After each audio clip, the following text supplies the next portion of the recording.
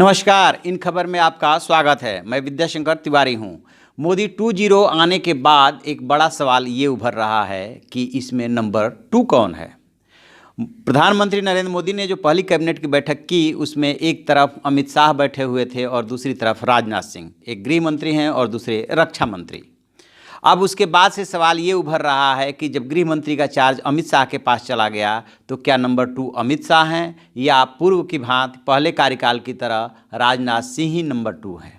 इसको लेकर के मीडिया में काफ़ी खबरें चल रही है और एक भ्रम की स्थिति बनी हुई है।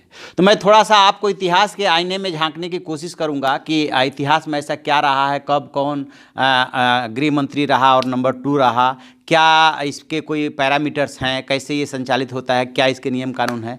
दरअसल मैं आपको बताऊं, इसका कोई सीधा सीधा नियम कानून या फंडा नहीं है।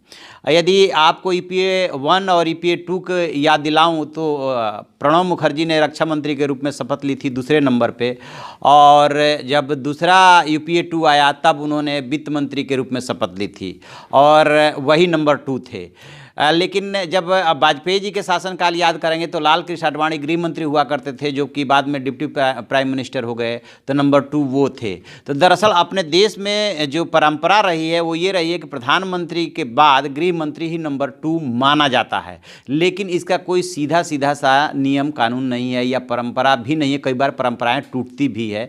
पिछली बार क्या हुआ था कि राजनाथ सिंह गृह मंत्री बने थे, प्रधानमंत्री नरेंद्र मोदी ही थे, लेकिन अरुण जेटली काफ़ी ताकतवर मंत्री थे, वित्त मंत्री थे, लिहाजा इस बात को लेकर के भ्रम बना रहा। कई बार खबरें छपी कि नंबर 2 कौन है, अरुण जेटली या राजनाथ सिंह। उसमें खबरें छपवा भी दी जाती थी। तो इसकी असल परीक्षा तब होती है जब प्रधानमंत्री देश से बाहर होते हैं और कैबिनेट की बैठक करनी होती है। तो बाद के दिनों में खुद PM मोदी ने जो है चिट्ठी जारी करके क्लियर कर दिया था कि राजनाथ सिंह ही नंबर 2 है और उनकी अनुपस्थिति में वही कैबिनेट की बैठक लिया करते थे। लेकिन इस कार्यकाल में क्या हुआ है कि अमित शाह जो है गृह मंत्री हुए हैं और जो पहले गृह मंत्री थे राजनाथ सिंह, वो जो है रक्षा मंत्री हो गए हैं। इसलिए ये अटकलें लगाई जा रही हैं, चूँकि अमित शाह जो है पार्टी के अध्यक्ष भी हैं और मोदी के बहुत ही नज़दीकी माने जाते हैं, इसलिए माना ये जा रहा है कि वही नंबर 2 है। ये बात अलग है कि शपथ ग्रहण समारोह में दूसरे नंबर पे शपथ राजनाथ सिंह ने ली थी, और यदि क्रम के अनुसार देखें तो पहली चेयर पे PM मोदी बैठे थे और दूसरी चेयर पे राजनाथ सिंह, और उसके बाद से बैठे थे अमित शाह।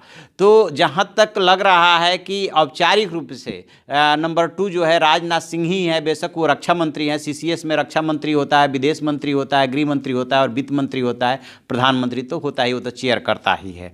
तो नंबर 2 राजनाथ सिंह ही है। लेकिन यदि भ्रम की स्थिति बन रही है तो इंटरनेशनल लॉ में 2 वर्ड्स इस्तेमाल किए जाते हैं, डी जूरे और डी फैक्टो, यानी कि कानूनी तौर पर नंबर 2 जो है वो राजनाथ सिंह रहेंगे और असल में जो है नंबर 2 की भूमिका में अमित शाह रहेंगे। जैसा कि पिछले कार्यकाल में भी हुआ था कि कानूनी तौर पे नंबर 2 राजनाथ सिंह थे, जबकि ज़्यादा चलती रहती थी वित्त मंत्री अरुण जेटली की।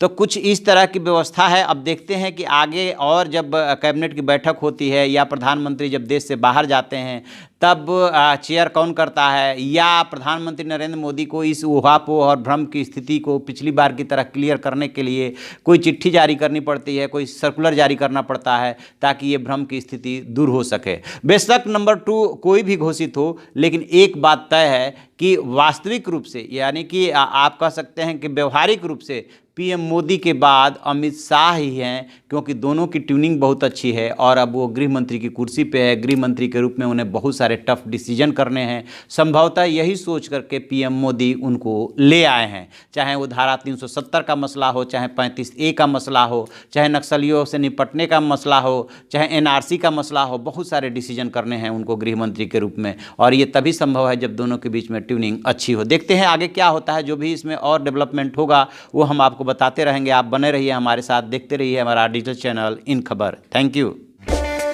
इन खबर चैनल को सब्सक्राइब करें और बेल आइकन दबाना ना भूलें।